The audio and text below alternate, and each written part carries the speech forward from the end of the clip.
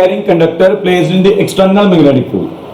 और बहुत important topic निकल के आया ये, one of the best topic निकल के आया, ठीक है, और बहुत ज्यादा इंपॉर्टेंट टॉपिक है। मतलब इस टॉपिक के अंदर हमारे पास बहुत कुछ ऐसा निकल के आएगा जिसके बारे में हमें एग्जाम में कुछ ना कुछ पूछेंगे, जिसके बारे में एग्जाम में कुछ ना कुछ या छोटा मोटा कुछ ना कुछ आएगा जरूर। तो मैं इसे एक्सप्लेन करने शुरू कर रहा हूं। बड़े ध्यान से अपनी कॉपी खोल लो, बड़े ध्यान से कुछ बातें इसकी लिखो। कुछ बातें ऐसी बताऊंगा जो शायद आपकी बुक में नहीं है, ठीक है, जिसके हेल्प के साथ आप इजीली इस टॉपिक को समझ सकते हो। चलिए आ जाओ देखते हैं। अब होता क्या है, व्हेनेवर एक मेरे पास करंट कैरिंग वायर है, ठीक है, जिसके अंदर आई करंट फ्लो कर रहा है। मेरे पास एक करंट कैरिंग वायर है जिसके अंदर एक आई करंट फ्लो कर रहा है। ध्यान से समझिएगा। अब ये करंट कैरिंग वायर को अगर मैं किसी मैग्नेटिक फील्ड में रखता हूं, ये मेरी magnetic field lines, red colour की जो लाइंस आ रही हैं, these are magnetic field lines. ये बी के साथ रिप्रेजेंट करते हैं। तो मैग्नेटिक फील्ड लाइंस इस वायर के ऊपर फोर्स अप्लाई करती हैं। इस वायर के ऊपर फोर्स अप्लाई करेंगी मैग्नेटिक फील्ड लाइंस। ये अब अगर इस वायर की लेंथ में मान के चलता हूं L, तो जो फोर्स निकल के आ रहा है वो निकल के आता है ILB। जो फोर्स निकल के आता है उसका रिजल्ट होता है ILB, ठीक है। जो रिजल्ट निकल के आ रहा है उसका फोर्स का फॉर्मूला निकल के आता है ILB, ठीक है। अब इसका प्रॉपर फॉर्मूला अगर देखें, अब आपकी बुक में ये फॉर्मूला नहीं दिया हो तो आप ये पहले फॉर्मूला लिख लो, ठीक है। अब इसका अगर प्रॉपर फॉर्मूला देखें, ये फॉर्मूला तब निकल के आता है if magnetic field and length of wire is perpendicular to each other. ये फॉर्मूला तब निकल के आता है if perpendicular and length of wire is perpendicular to each other. और आपकी 10th क्लास के सिलेबस में यही केस निकल के आएगा। बस 10th क्लास के सिलेबस में एक ही केस निकल के आता है, when magnetic field is perpendicular to the length of wire, then उसके ऊपर जो फोर्स निकल के आ रहा है वायर के ऊपर, वो फोर्स की वैल्यू निकल के आएगी ILB। वो फोर्स की वैल्यू निकल के आती है ILB। This is the formula for the force. अच्छा, ये फॉर्मूला आया कहां से बेटा? ये फॉर्मूले की डेरिवेशन +2 क्लास में। अभी यहां पर मैं आपको इतना समझा रहा हूं, ये फॉर्मूले की डेरिवेशन तो नहीं करवा रहे, लेकिन ये फॉर्मूले के ऊपर जो फैक्टर्स निकल के आ रहे हैं उनको समझाने की कोशिश कर रहे हैं, उनको समझाने की मैं कोशिश कर रहा हूं। बड़े ध्यान से देखिए। अब होता क्या है, हमें इतना मालूम है, अगर कोई वायर के अंदर करंट जा रहा है तो वायर के पास अपनी भी मैग्नेटिक फील्ड होगी, वायर के पास अपनी भी एक मैग्नेटिक फील्ड होगी। एक एक्सटर्नल मैग्नेटिक फील्ड ऑलरेडी लगी हुई है, ठीक है। वायर के अंदर से अगर करंट आई जाएगा तो वायर भी अपने अंदर एक मैग्नेटिक फील्ड प्रोड्यूस करेगी, वायर भी अपने अंदर एक मैग्नेटिक फील्ड प्रोड्यूस करेगी। तो होता क्या, बड़े ध्यान से देखिएगा, जब भी दो मैग्नेट्स एक दूसरे के पास आते हैं तो ये एक दूसरे के ऊपर क्या लगाते हैं? फोर्सेस लगाते हैं। ये क्या लगाते हैं? एक दूसरे के ऊपर फोर्सेस। इसकी अपनी मैग्नेटिक फील्ड है, इसकी अपनी मैग्नेटिक फील्ड है, ठीक है। Whenever magnetic field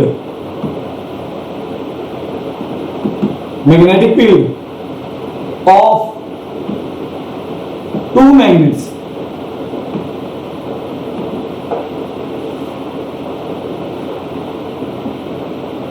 come closer to each other,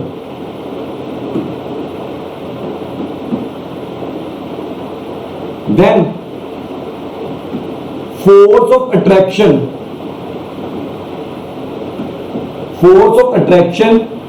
and repulsion exist। ये तो आपने किया हुआ घर में बहुत बार, दो मैग्नेट्स के साथ आप खेले होंगे, ठीक है। एक मैग्नेट को अपने हाथ में रखा, दूसरे मैग्नेट को सामने रखा और अनलाइक पोल्स उसके लेके आते हो, ठीक है। जब भी अनलाइक पोल्स लेके आते हो तो वो एक दूसरे को क्या कर देते हैं, अट्रैक्ट कर लेते हैं, वो एक दूसरे को क्या कर देते हैं, अट्रैक्ट कर देते हैं। ठीक है, इसी तरह से अगर लाइक पोल्स लेके आते हो तो आप क्या देखते हो, पीछे वाले मैग्नेट को आपने अपने हाथ से फोर्स लगाया तो वो पीछे वाला मैग्नेट क्या करता है, आगे की तरफ मूव करता है, तो रिपल्शन फोर्स लग रही है। मतलब जब कभी भी दो मैग्नेटिक फील्ड्स, यहां पर कितनी मैग्नेटिक फील्ड्स आ रही है, मैंने ड्रॉ भी किया, दो लाइंस ड्रॉ की है, मतलब दो मैग्नेटिक फील्ड्स एक दूसरे के पास आती हैं तो वो एक दूसरे के ऊपर क्या करती हैं, फोर्सेस लगाती हैं। तो वो क्या करती हैं, एक दूसरे के ऊपर फोर्सेस लगाती हैं। व्हेनेवर दो मैग्नेट्स की मैग्नेटिक फील्ड एक दूसरे के पास आएंगी तो एक दूसरे के ऊपर वो क्या करती हैं, फोर्स लगाती हैं। तो यहां से ना मेरे दिमाग में एक चीज आनी शुरू होगी कि यार एक्सटर्नल मैग्नेटिक फील्ड तो लगाई हुई है, एक मैग्नेटिक फील्ड तो आ गई, एक मैग्नेटिक फील्ड तो ये निकल के आ रही है, ठीक है। दूसरी मैग्नेटिक फील्ड कहां से निकल के आई, दूसरी मैग्नेटिक फील्ड लगाई है, किसने लगाई है, कंडक्टर ने लगाई है, जिसके अंदर आई करंट जा रहा है। दूसरी मैग्नेटिक फील्ड किसने लगाई है, कंडक्टर ने लगाई है, जिसके अंदर वायर ने लगाई है, जिसके अंदर आई करंट जा रहा है। और हमने इस वायर की मैग्नेटिक फील्ड देखी हुई है, ठीक है। कैसे ड्रॉ की थी हमने, ध्यान से याद करिए। अगर आप स्ट्रेट कंडक्टर लेते थे तो राइट एंड थंब रूल लगाते थे, if you remember. Thumb represents the direction of current, ठीक है, whereas curving fingers represents the direction of magnetic field. मतलब इसकी मैग्नेटिक फील्ड इस तरह से जा रही है, ये इसकी मैग्नेटिक फील्ड इस तरह से आ रही है, ये इस तरह से। मतलब कहीं ना कहीं इस वायर ने मैग्नेटिक फील्ड प्रोड्यूस की है इस तरह से। ये वायर की मैग्नेटिक फील्ड आ गई। अब मैंने क्या बोला आपको, जब भी दो मैग्नेट्स की मैग्नेटिक फील्ड एक दूसरे के पास आती है, या तो फोर्स ऑफ अट्रैक्शन निकल के आता है या रिपल्शन निकल के आता है। उसी तरह से एक्सटर्नल मैग्नेटिक फील्ड हमने लगाई हुई है, यहां पर रख लो, कोई मैग्नेट्स रख दो यहां पे, ठीक है। ये north pole of the magnet आ गया, ये south pole of the magnet आ गया। ये मैंने मैग्नेट्स रख दिए दो साथ, एक north pole of the magnet आ गया, एक south pole of the magnet आ गया,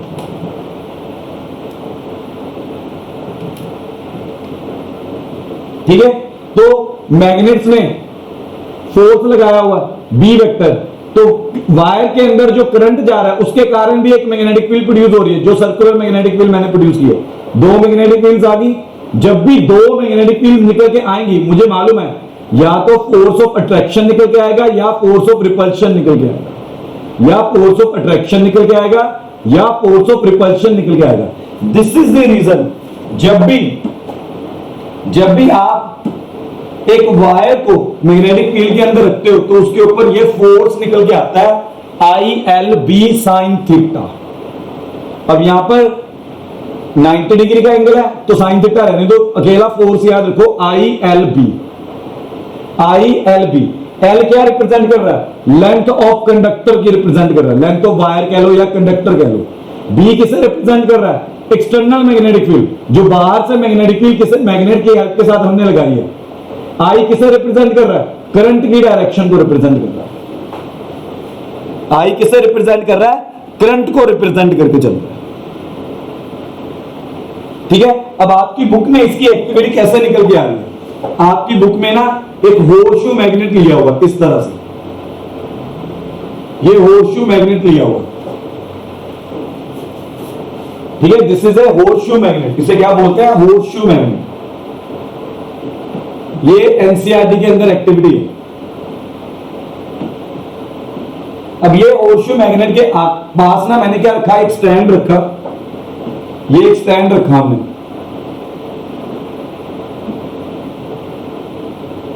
इस तरह से। अब ये स्टैंड के ऊपर मैंने क्या किया, एक iron rod, this is the iron rod रख दी इस तरह से, ये आयरन रोड रख दी हमने इस तरह से। और हमने क्या किया, इसे कनेक्ट कर दिया किसी बैटरी के साथ, ठीक है। वायर का एक एंड कनेक्ट कर दिया बैटरी के पॉजिटिव टर्मिनल के साथ, दूसरा एंड कनेक्ट कर दिया वायर के नेगेटिव टर्मिनल के साथ। ठीक है, वायर जो आपकी रोड निकल के आ रही है उसे हमने कनेक्ट कर दिया। ठीक है, जो आपकी रोड निकल के आ रही है उसका एक एंड हमने पॉजिटिव टर्मिनल के साथ कनेक्ट कर दिया, दूसरा एंड नेगेटिव टर्मिनल के साथ कनेक्ट कर दिया। अब जब इसमें से करंट पास कर रहा है, जब इसमें से करंट पास कर रहा है तो ये रोड इधर होर्शू मैग्नेट की तरफ जाती है या अवे जाती है, डिपेंड करता है कि करंट की डायरेक्शन क्या निकल के आई। डायरेक्शन में आगे चल के आपको समझाऊंगा, डायरेक्शन में आगे जाके आपको समझाऊंगा, but this is the activity in your book. तो होता क्या है, जब भी करंट पास करके रोड में से आएगा तो रोड या तो होर्शू मैग्नेट की तरफ अट्रैक्ट होगी या रिपेल, चाहे अट्रैक्ट हो या चाहे रिपेल हो, मतलब कोई ना कोई फोर्स तो लग ही रहा है ना।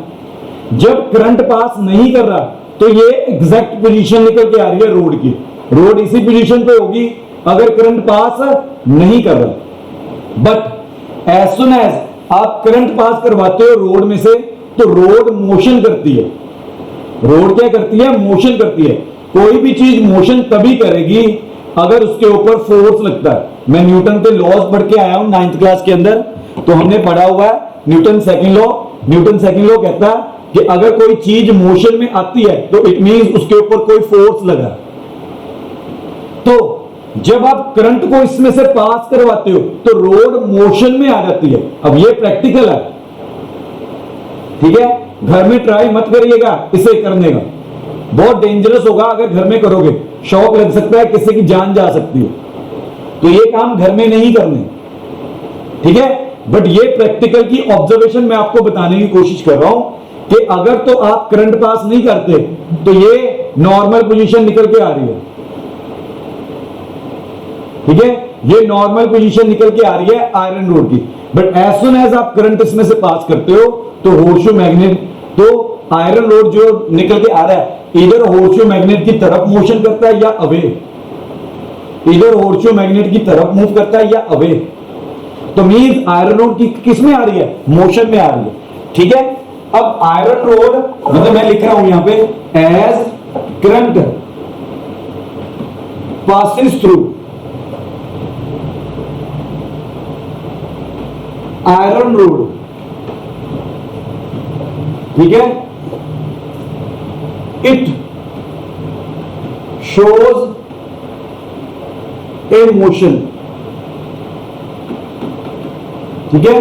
देन लिख लो इसे, then according to Newton second law,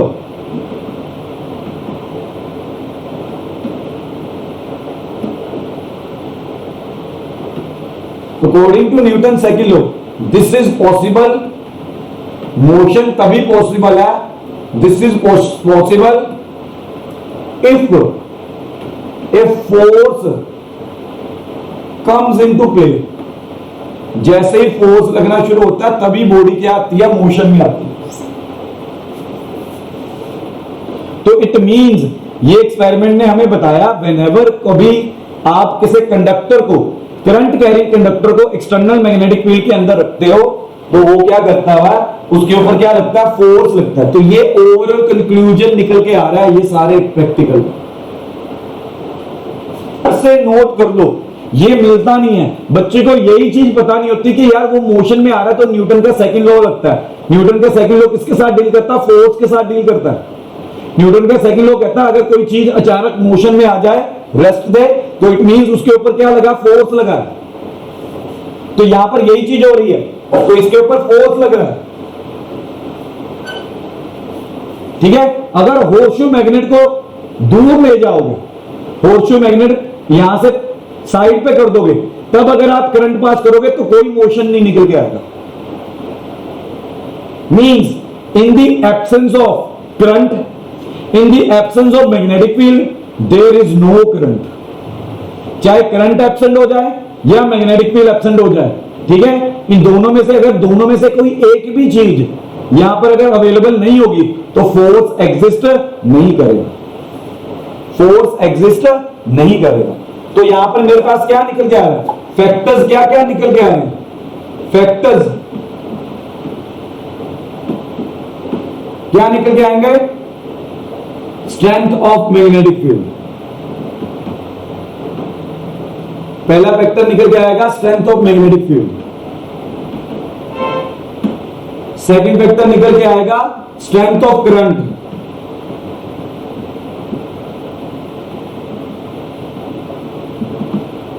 then third factor निकल के आएगा length of conductor,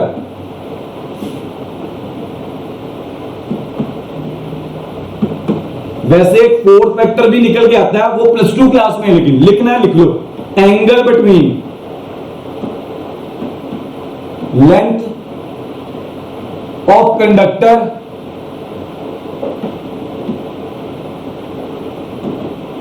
and magnetic field. तो 4 पॉइंट आप लिख लो, लेकिन आपको जरूरत नहीं है इसको समझने की, बहुत कॉम्प्लेक्स हो जाएगा। ठीक है, कंबाइनिंग दीज 3 फैक्टर्स, अगर ये 3 फैक्टर्स को आप कंबाइन करते हो तो हमारे पास F क्या निकल के आता है, ILB। ठीक है, अब बात करनी है सबसे इंपॉर्टेंट बात, डायरेक्शन की, डायरेक्शन ऑफ फोर्स। और एग्जाम में डायरेक्शन ऑफ फोर्स के बारे में ही पूछा जाए, डायरेक्शन ऑफ फोर्स की बात कर रहे हैं। ठीक है, डायरेक्शन ऑफ फोर्स। ठीक है, अब आपकी बुक के अंदर इसकी डायरेक्शन जो दी हुई है, फ्लेमिंग लेफ्ट हैंड रूल के साथ दी हुई है। मैं अभी बताऊंगा क्या है, मैं लेकिन आपको एक एक्स्ट्रा रूल बताऊंगा जो फ्लेमिंग लेफ्ट हैंड रूल से ज्यादा बेटर है। ठीक है, क्योंकि एग्जाम में आपको फोर्स की डायरेक्शन पूछी जाएगी। ठीक है, फोर्स की डायरेक्शन बच्चे को हम फ्लेमिंग लेफ्ट हैंड रूल के साथ सिखाते हैं, लेकिन फ्लेमिंग लेफ्ट हैंड रूल में बच्चा जो कॉम्प्लेक्स स्ट्रक्चर्स निकल के आते हैं उनमें कभी कभी बच्चा इरिटेट हो जाता है, उसे लगाने में मुश्किल आती है। तो मैं आपको एक एक्स्ट्रा रूल दिखाऊंगा जो फ्लेमिंग लेफ्ट हैंड रूल से इजी है, तो नोट करते जाइएगा। अब फ्लेमिंग लेफ्ट हैंड रूल बोलता क्या है, ठीक है, फ्लेमिंग लेफ्ट हैंड रूल अब ये फोर्स की डायरेक्शन देगा, डायरेक्शन ऑफ फोर्स देगा, और पेपर में यही चीज आती है, एग्जाम में आपको यही आएगा, ये आपका 10th क्लास का टॉपिक निकल गया, एग्जाम में इसी के ऊपर क्वेश्चन आता है सीबीएसई बोर्ड में।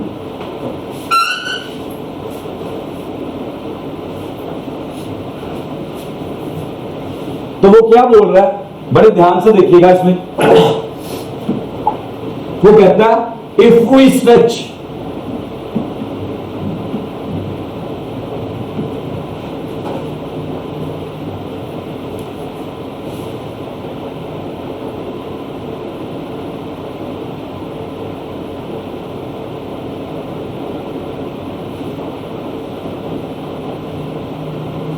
ठीक है, वो क्या बोल रहा है, इफ वी स्ट्रेच, स्ट्रेच के स्पेलिंग इक्वल,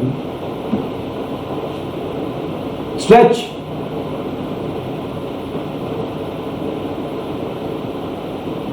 थंब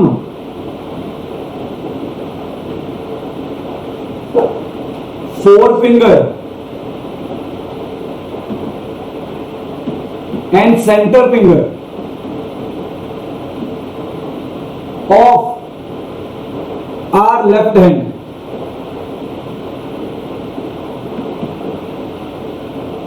ठीक है, इस तरह से ये पोजीशन नोट करिए जैसे मैंने बनाई है। ठीक है, ये थंब आ गया इस तरह से,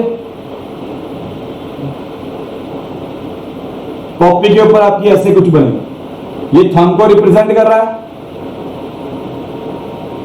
ठीक है, थंब रिप्रेजेंट्स, ये थंब को रिप्रेजेंट कर रहा है, मतलब बाहर की तरफ थंब आएगा, कॉपी के बाहर की तरफ थंब। ठीक है, ये फोर फिंगर को रिप्रेजेंट कर रहा है, ये फोर फिंगर है, this is the four finger, left hand side की तरफ, राइट हैंड साइड की तरफ रिप्रेजेंट करेगा, and this is the centre finger,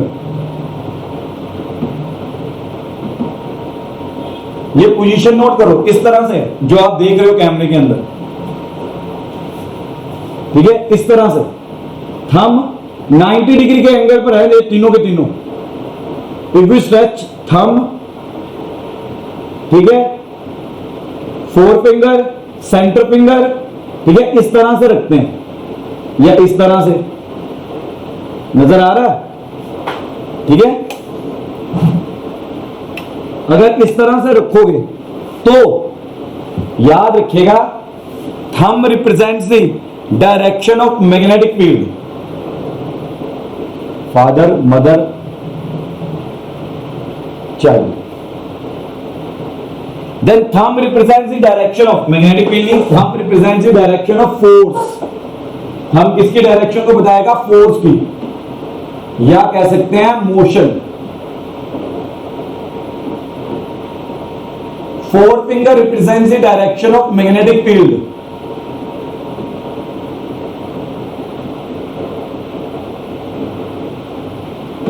centre finger represents the direction of current. Centre finger किसकी रिप्रेजेंट करेगा? Direction current. और इसे याद रखने के लिए क्या यूज करते हैं हम? Father, mother, child. ये मेथड है याद रखने का। Thumb represents the direction of force, force के एफ से आ गया father. Four finger represents the direction of magnetic field, magnetic field से एम से आ गया मदर।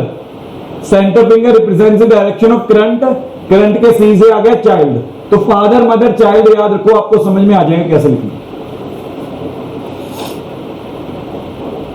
फादर, मदर, चाइल्ड के साथ। तो फोर्स की डायरेक्शन मेरे को पता करनी है। अब आओ देखें कैसे निकल के आएगा। पिछली फिगर में जाते हैं जो मैंने ड्रॉ की थी, यहां पर नहीं, अभी यहां पे, ठीक है।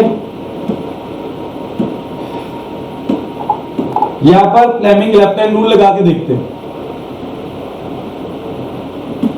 ठीक है। यहां पर फ्लेमिंग लेफ्ट हैंड रूल लगा के देखते हैं, बड़े ध्यान से देखिएगा कैसे निकल के आएगा। तो मैंने क्या बोला था? This is the four finger. Four finger किसे रिप्रेजेंट कर रही है? मैग्नेटिक फील्ड को, बी की तरफ जा रही है। This is the centre finger, जो भी नीचे की नजर। अब मैंने करंट मेरा जा रहा अपवर्ड डायरेक्शन में, तो ये करंट, ये इस तरह से हाथ को घुमा देना, इस तरह से हाथ को घुमा देना, इस तरह से। तो ये मेरी फिंगर रिप्रेजेंट कर रही है, ये फिंगर रिप्रेजेंट कर रही है मैग्नेटिक फील्ड को, और ये फिंगर रिप्रेजेंट कर रही है करंट को। देन अब इस डायरेक्शन में रखना है, एक दूसरे के साथ परपेंडिकुलर, लेफ्ट हैंड साइड का। तो थंब मेरा क्या निकल के आ रहा है? इनवर्ड आ रहा है, कॉपी के अंदर की तरफ जाएगा अगर आप कॉपी के ऊपर लगा के चलोगे। तो फोर्स की डायरेक्शन मेरी क्या निकल के आ रही है? Inward to the plane of the paper. Force की डायरेक्शन क्या निकल के आ रही है? Inward to the plane of the paper. आप चेक कर लो चाहे, ये थंब अंदर की तरफ जा रहा है, कॉपी के अंदर।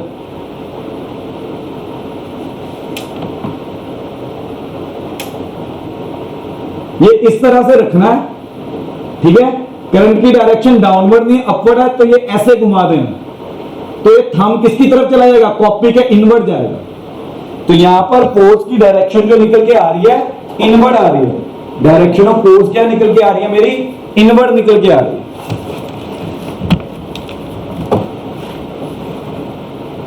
समझ में आया फ्लेमिंग लेफ्ट हैंड रूल कैसे लगाना है?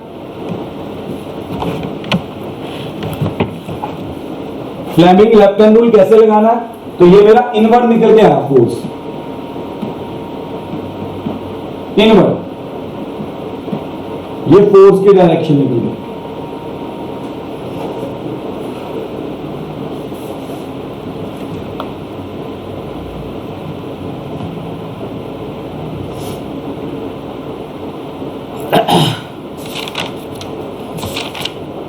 अच्छा, एक और क्वेश्चन देता हूं, ध्यान से समझिएगा।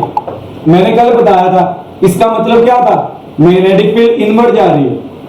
मैंने कल इसका मीनिंग बताया था, मैंने कहा था कॉपी के ऊपर ड्रॉ कर लो। अगर ऐसे सिंबल्स दिए हुए हैं आपको क्वेश्चन के बीच में, तो इसका मतलब क्या है? मैग्नेटिक फील्ड बी के साथ दिखाते हैं हम, ठीक है। मैग्नेटिक फील्ड क्या निकल के आ रही है? इनवर्ड। मैग्नेटिक फील्ड क्या निकल के आ रही है? इनवर्ड।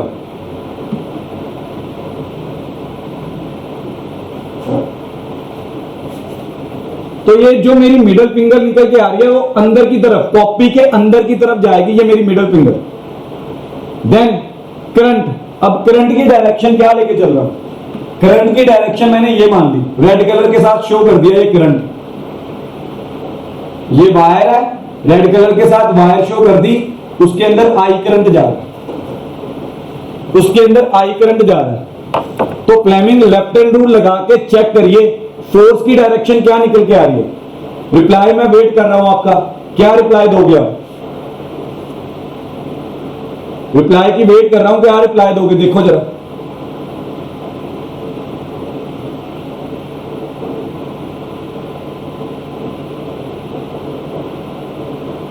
मन्नत क्या आएगी डायरेक्शन फोर्स की?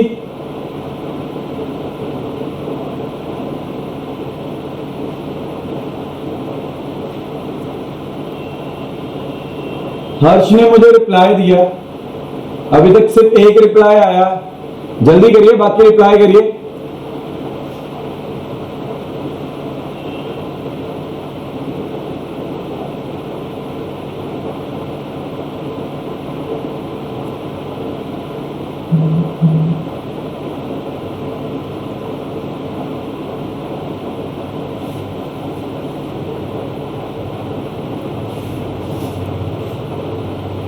सभी गलत है, 3-4 बच्चों ने रिप्लाई कर दिया, बाकी मन्नत नहीं पता चला।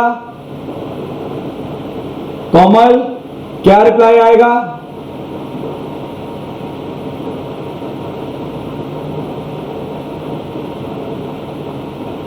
कोमल क्या आएगा रिप्लाई? फोर्स की डायरेक्शन क्या निकल के आएगी? अपवर्ड आ रही है। चलिए हर्षित का क्या रिप्लाई आया? मन्नत अभी तक मैं वेट कर रहा हूं आपके रिप्लाई का, मन्नत जल्दी बताओ मुझे। बाकी भी चैट बॉक्स में मुझे रिप्लाई दो। शुभम का आ गया रिप्लाई, छवि का आ गया, हर्षित का आ गया, सूर्य का आ गया, हर्ष का आ गया। तो बाकी बच्चे, सुहाना का भी रिप्लाई आ गया, तुषार का भी आ गया। गजल रिप्लाई क्या आ रहा है? दिशा रिप्लाई करो, जल्दी करो सभी। भव्या,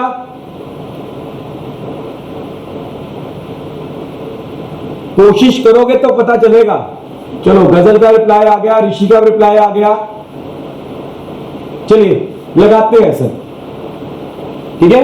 तो बड़े ध्यान से देखिएगा इसे कैसे लगाना है। प्रबलीन का भी रिप्लाई आ गया, ठीक है?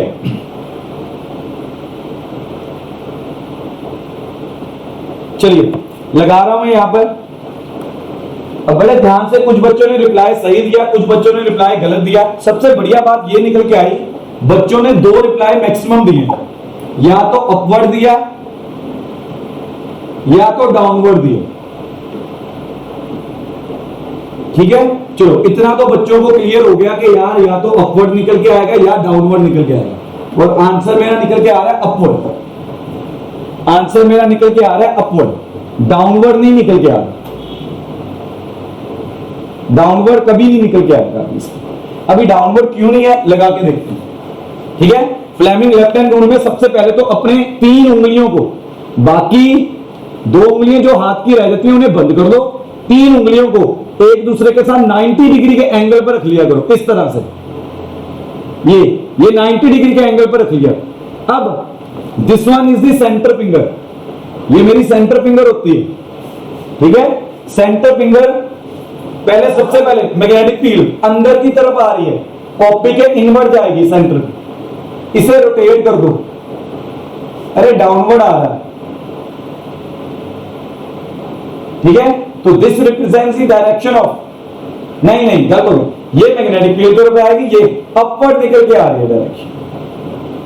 ये मेरी सेंटर फिंगर है, centre finger represents the direction of current, fourth finger represents the direction of magnetic field, तो thumb represents the direction of force. तो ये अपवर्ड निकल के आ रही है, चेक करो इस तरह से।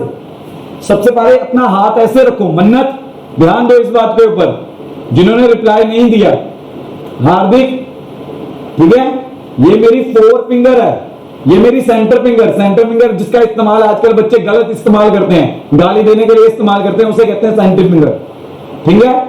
Centre finger represents the direction of current, four finger represents the direction of magnetic field, तो thumb represents the direction of force. तो ये क्या निकल के आ रहा है? अपवर्ड। आपके सामने अभी शो हो रहा है, मैंने शो किया हुआ, देख सकते हो आप, अपवर्ड डायरेक्शन निकल के आ रही है, ठीक है। तो इस तरह से एग्जाम में अगर कुछ भी आया ना इसके ऊपर, तो क्वेश्चन सिर्फ डायरेक्शंस फाइंड करने के लिए आता है, क्वेश्चन सिर्फ डायरेक्शंस फाइंड करने के लिए आता है, ठीक है। अब एग्जाम में चेंजेस क्या निकल के आते हैं? कभी कभी इंस्टेड ऑफ यूजिंग करंट, वो क्या लिख देते हैं? Instead of using current they use positive charge, they use the word positive charge, ठीक है। याद रखियो, चाहे करंट यूज कर ले चाहे पॉजिटिव चार्ज यूज कर ले, एक ही बात है। बिकॉज अगर पॉजिटिव चार्ज है, आपने इलेक्ट्रिसिटी पढ़ा, इलेक्ट्रिसिटी में करंट की डायरेक्शन पढ़ी है हमने, ठीक है। तो करंट की डायरेक्शन कैसे रिप्रेजेंट करते हैं हम? दो वेज होते थे, या तो इलेक्ट्रॉन्स की टर्म्स में बताते थे या प्रोटॉन्स की टर्म्स में। प्रोटॉन्स आर पॉजिटिवली चार्ज, तो current moves in the direction of positive charges. तो करंट किस डायरेक्शन में जा रहा है? पॉजिटिव चार्जेस की डायरेक्शन में जा रहा है। तो कभी कभी इंस्टेड ऑफ यूजिंग, ये बात नोट कर लो, कभी कभी आपको वायर की जगह, वायर में करंट की जगह एक पॉजिटिव चार्ज बोल दिया जाएगा। मैंने पॉजिटिव चार्ज इज मूविंग, जब भी पॉजिटिव चार्ज की मूवमेंट की बात करेंगे तो पॉजिटिव चार्ज जिस डायरेक्शन में जाता है, करंट भी उसी डायरेक्शन में जाता है। लिख लो, direction of positive charge as well as direction of current is same. So कभी कभी हमें फोर्स ऑन ए चार्ज पूछ लिया जाता है, ठीक है। कैसे पूछे? क्वेश्चन देखो जरा, find the deflection in positive charge, find the deflection in positive charge as shown in figure. Moving positive charge, find the deflection in moving positive charge as shown in figure. Figure के अंदर जैसे show किया, तो कैसे निकल के आएगा? मैं फिर से दिस टाइम मैं ना डॉट्स लगा देता हूं। डॉट्स का मतलब क्या था? कल मैंने बताया था कि मैग्नेटिक फील्ड आउटसाइड आ रही है, बाहर की तरफ कॉपी में से, from the plane of the paper. यहां पर मैग्नेटिक फील्ड का मतलब है बाहर की तरफ आ रही है, आपकी तरफ आ रही है, आपके नाक की तरफ आ रही है, आपके आंख की तरफ आ रही है, from the plane of the paper. अगर आप कॉपी के ऊपर इसे ड्रॉ करते हो, डॉट्स को ड्रॉ करते हो, तो ये मैग्नेटिक फील्ड की डायरेक्शन दे रही है कि वो आपकी नाक की तरफ आ रही है। अब ये नाक का सवाल हो गया। अच्छा, अगर पॉजिटिव चार्ज, ये मेरा पॉजिटिव चार्ज है, पॉजिटिव चार्ज अगर इस डायरेक्शन में जा रहा है, तो याद रखिएगा मोशन, तो याद रखिएगा motion of positive charge represents the direction of current, वो करंट की डायरेक्शन को रिप्रेजेंट करता है। तो फ्लेमिंग लेफ्ट हैंड रूल बिल्कुल वैसा का वैसा ही निकल के आएगा, उसमें कोई चेंजेस नहीं निकल के आएगा। फ्लेमिंग लेफ्ट हैंड रूल बिल्कुल वैसा का वैसा ही निकल के आएगा, उसमें कोई चेंजेस नहीं निकल के आएंगे, ठीक है। तो फ्लेमिंग लेफ्ट हैंड रूल लगा के देखो यहां पर क्या निकल गया, चेक करो जरा, ठीक है। तो क्या निकल के आएगा, ध्यान से देखते हैं। चलिए पहले आप रिप्लाई करो मुझे चैट बॉक्स में, क्या आंसर आएगा इसका। फ्लेमिंग लेफ्ट हैंड रूल लगा के मुझे बताइए क्या आंसर निकल के आ रहा है इसका।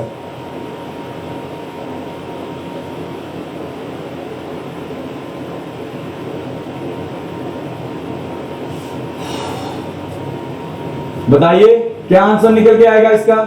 चैट बॉक्स में रिप्लाई करके बताया मुझे।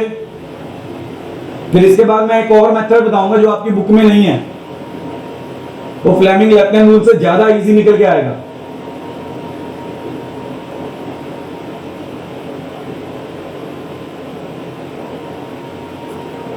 रिप्लाई किसी ने दिया?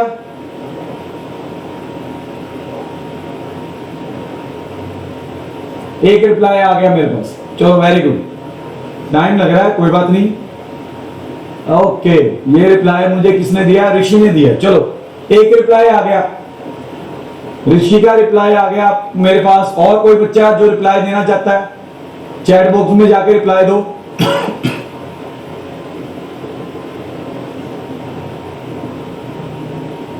चलो छवि का रिप्लाई आ गया, लेट मी चेक क्या रिप्लाई आ रहा। ओके, हर्ष का भी रिप्लाई आ गया।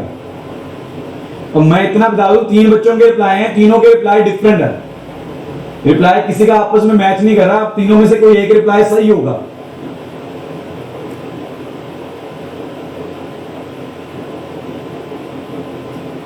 सोचो सोचो क्या निकल के आएगा।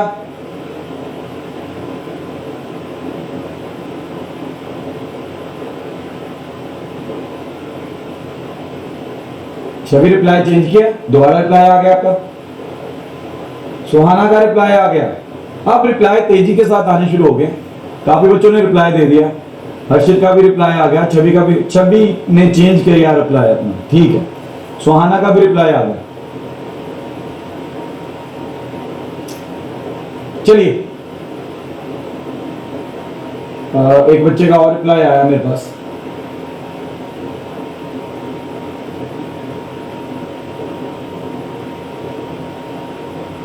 किसका रिप्लाई आया? तुषार का रिप्लाई आया, ठीक है। चलिए मैं बताता हूं अभी। अब मैं एक बात आपको कंफर्म करवा दूं, अगर यहां पर पॉजिटिव चार्ज की बात की जा रही है, पॉजिटिव चार्ज किसकी डायरेक्शन को रिप्रेजेंट करता है? करंट की डायरेक्शन को। Motion of positive charge represents the direction of current, और करंट की डायरेक्शन हम सेंटर फिंगर की हेल्प के साथ बताते हैं, ठीक है। एंड 4 फिंगर ये निकल के आ रही है, तो ये इस तरह से निकल के आएगा। अगर फ्लेमिंग लेफ्ट हैंड रूल लगाते हो तो 4 फिंगर आपकी बाहर की तरफ आएगी, मेरा सेंटर फिंगर आपकी इस तरफ जाएगी, ठीक है। मैं लगा रहा हूं अभी, चेक करिए जरा।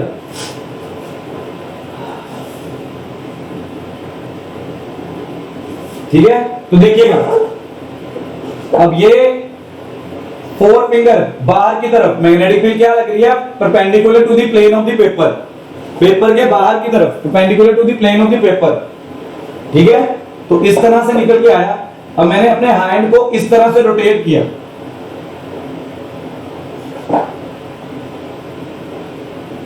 ये इस तरह से निकल के आ रहा, चेक करो जरा, ये इस तरह से निकल के आ रहा है।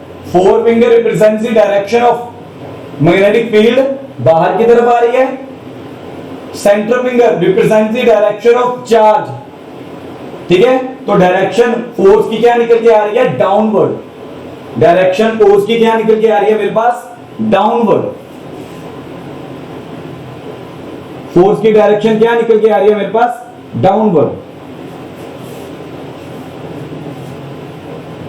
ठीक है। तो इसमें आंसर, अब आप चेक करिए किस किस बच्चे ने आंसर मुझे डाउनवर्ड दिया था।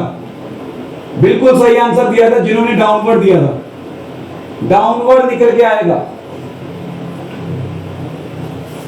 बिल्कुल सही रिप्लाई, ठीक है। दोबारा बुला के दिखा रहा हूं, चेक करिए। ये इस तरह से है, पहले तो इस तरह से हैंड को रख लिया करो। तो 4 finger represents the direction of magnetic field, तो इसे रोटेट किया इस तरह से, इस तरह से रोटेट किया, तो मेरे पास ये डायरेक्शन निकल के आएगी चार्ज की या कह लो करंट की। तो thumb represents the direction of force, तो ये इस तरह से निकल के आएगा। अब फ्लेमिंग लेफ्ट हैंड रूल बच्चों को कभी कभी तंग करता है, क्योंकि इसमें टेढ़ा मेढ़ा बहुत होना पड़ता है। बच्चे को अपनी चेयर भी छोड़नी पड़ जाती है, बच्चे को ठीक तरह से अपना हाथ घुमाना नहीं आता। तो आपकी बुक में नहीं दिया होगा, ये एक्स्ट्रा निकल के आ रहा है, 10th क्लास का एक्स्ट्रा टॉपिक हो गया, ठीक है। पेपर में आप जब भी आप रिप्लाई देना होगा ना, हमेशा यही लिखोगे according to Fleming left hand rule. लेकिन आप यूज बाय चाहे ये वाला कर देना, ठीक है। तो एक मेरे पास और मेथड निकल के आता है, this is the second method, ठीक है। Another method to find the direction of force, ठीक है। डायरेक्शन ऑफ फोर्स को रिप्रेजेंट करने के लिए ये मेरे पास एक इजी मेथड निकल गया, ठीक है। और वो इजी मेथड का नाम क्या है? अच्छा, ऋतिक रोशन का वो सॉन्ग याद है कलो हो ना हो पे, उसका जो सिग्नेचर स्टेप है, ठीक है, जो गाना निकल के आता है एक पल का जीना, ठीक है। सेम वही स्टेप करना हमने, अपने हैंड को रखिए, लेकिन दिस टाइम राइट हैंड रखना, ठीक है। दिस टाइम आप क्या रखोगे? राइट हैंड, क्या रखोगे? राइट हैंड, ठीक है। अपना राइट हैंड रखोगे इस बार, ठीक है। और वो स्टेप देखिए, एक पल का जीना, वो वाला गाने का, ठीक है, वैसा ही स्टेप। तो होगा क्या? थंब और ये मेरे हैंड निकल के आ गए, ये इस तरह से थंब, इसमें थंब इस तरह से रखना है, ये फिंगर्स निकल के आएंगी। अब थंब इसमें करंट के डायरेक्शन को शो करेगा, फिंगर्स मैग्नेटिक फील्ड को शो करेंगी।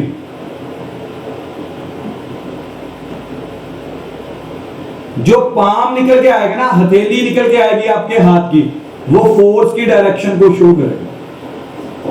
ये ज्यादा इजी है।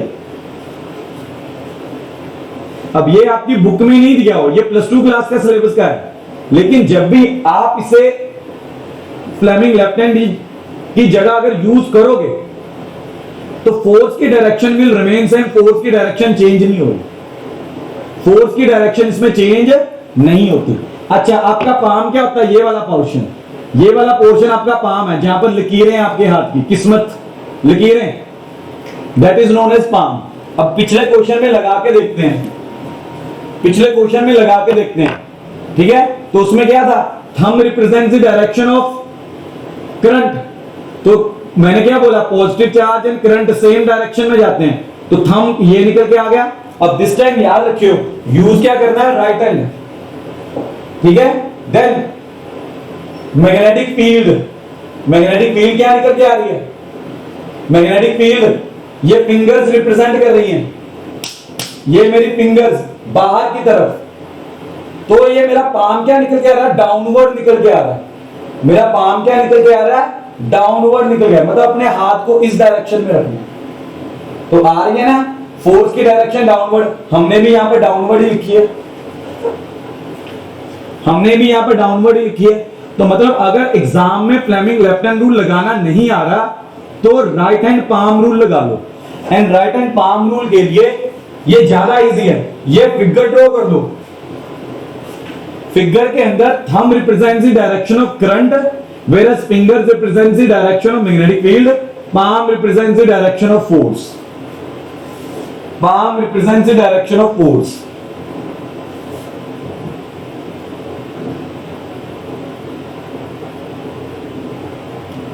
ठीक है, बड़ा इंपॉर्टेंट है, ध्यान रखिएगा इस बात को।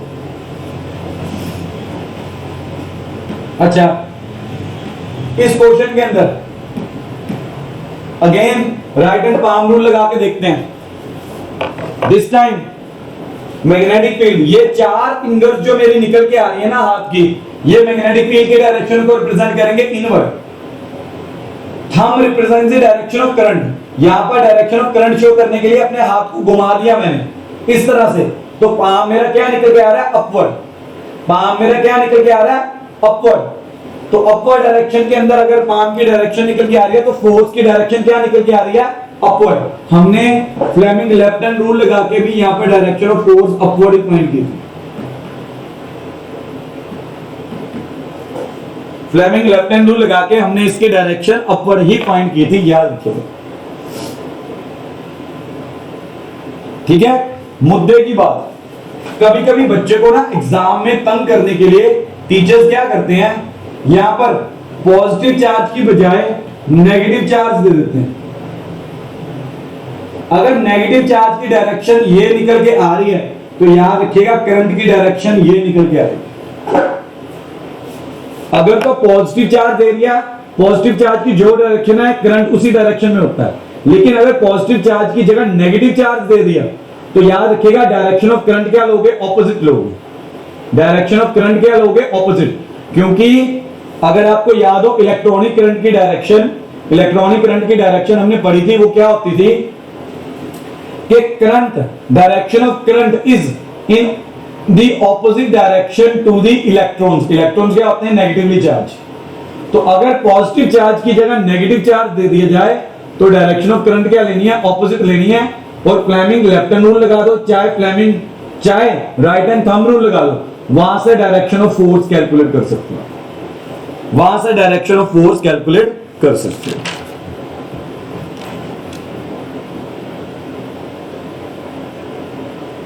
ठीक है, देन एक और क्वेश्चन करते हैं। मेरे पास ये निकल के आ रहा है, ये नॉर्थ पोल, ये साउथ पोल, दो मैग्नेट्स, और ये करंट जा रहा है, ये आई। Find the direction of force acting on the wire. Find the direction of force acting on the wire. ठीक है, दिस टाइम उसने क्या दिया, दिस टाइम मैग्नेटिक फील्ड सीधी नहीं दी, उसने north pole and south pole दे दिया। अब वो चेक करना चाहता है आपको मैग्नेटिक फील्ड की डायरेक्शन पता है। जिस बच्चे को मैग्नेटिक फील्ड की डायरेक्शन मालूम है नॉर्थ पोल और साउथ पोल के साथ, उसे फोर्स की डायरेक्शन कैलकुलेट करने में टाइम नहीं लगेगा, वो आराम से कैलकुलेट। तो क्या निकल के आएगा, हमें मालूम है magnetic field travels from north to south, तो मैग्नेटिक फील्ड इस डायरेक्शन में आ रही है, मैग्नेटिक फील्ड इस डायरेक्शन में आ रही है, नॉर्थ से साउथ की तरफ। Magnetic field travels from north to south pole, बच्चे को ये याद होना चाहिए आपको। ठीक है, जब आप नॉर्थ से साउथ बना रहे हो ना, तो इसका मतलब ये निकल के आ रहा है बाहर की तरफ, कॉपी के बाहर। जब भी डाउनवर्ड निकल के आएगी ना ऐसे कॉपी के ऊपर मैग्नेटिक फील्ड, उसका मतलब है कॉपी के बाहर की तरफ आ रही है मैग्नेटिक फील्ड। तब चाहे फ्लेमिंग लेफ्ट हैंड रूल लगा दो, चाहे राइट हैंड पाम रूल लगा दो।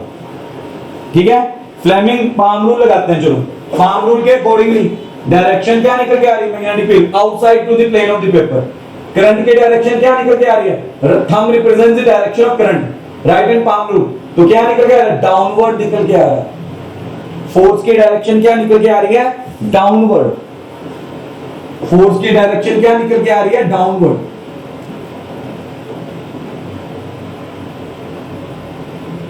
ये इस तरह से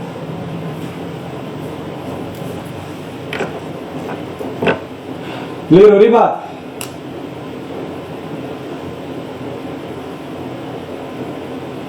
जब भी north pole and south pole ऐसे पड़ा हुआ है तो इसका मतलब यही है कि या तो मैग्नेटिक फील्ड बाहर की तरफ होगी या इनवर्ड होगी। अगर नॉर्थ पोल साउथ पोल इस तरह से पड़ा हो। चलिए आज के लिए इतना ही, हमने साइंस का आज टॉपिक किया